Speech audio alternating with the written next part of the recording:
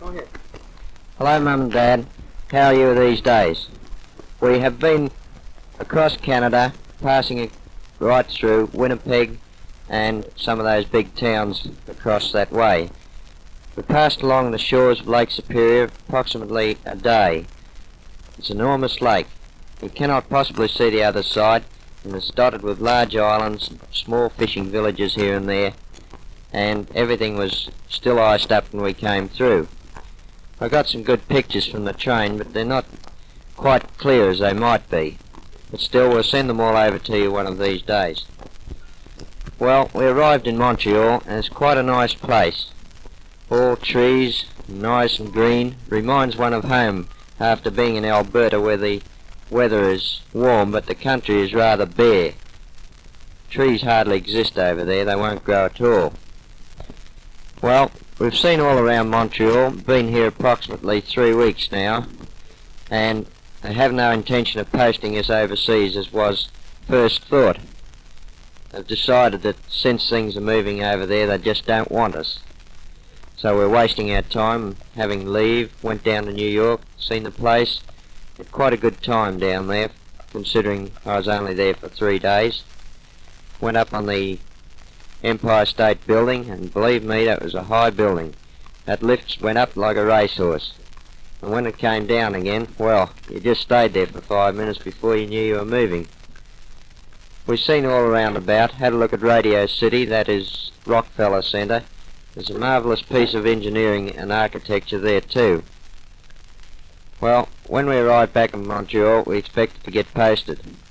But things didn't happen that way, and we waited around for another couple of weeks. Eventually, we were posted to Nova Scotia to do a navigation course there. Mostly coastal reconnaissance, I think.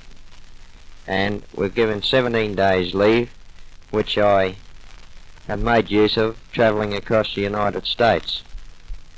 I arrived in New York on Tuesday, approximately the 14th, and from there I got a ride across to Dayton Field.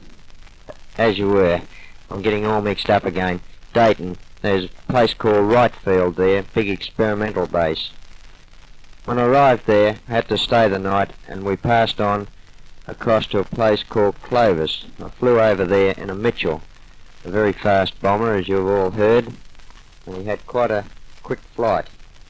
A beautiful plane, hardly rocked, as steady as could be. I was sitting back in the tail, as a matter of fact, and we had quite a view out of a few windows there, and you could see the countryside. Also threw overboard a newspaper tied up with my address on it to some farmer coming across the cattle country, so I might get a letter from him one of these days. Well, when I got to Clovis, I had to hitchhike 200 odd miles to a place called Albuquerque and get a plane from there, seeing Clovis was a training field and there just wasn't any planes leaving. From Albuquerque, we got a ride in a big Commando, one of those big transports. And believe me, it's a big aircraft. And we flew across the desert, and we were rocked from side to side and up and down and all over the place. We had quite a rough ride, and boy was it cold. I just couldn't work the heaters. And we did a shiver for about 3 hours there. Eventually arrived in Reno. We've seen all the sights to be seen there. And I think we'd better turn over. Just hold it a moment. Right. Hello, hello, hello. How's everyone these days? How are you, Bill?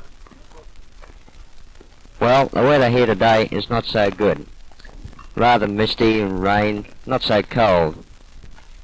Well, I suppose I'll have to depart today sometime. We're going out the airport later on to find out if we can get a plane out of here.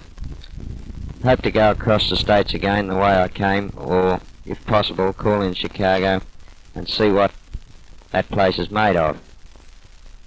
That's about all I think for the time being. Just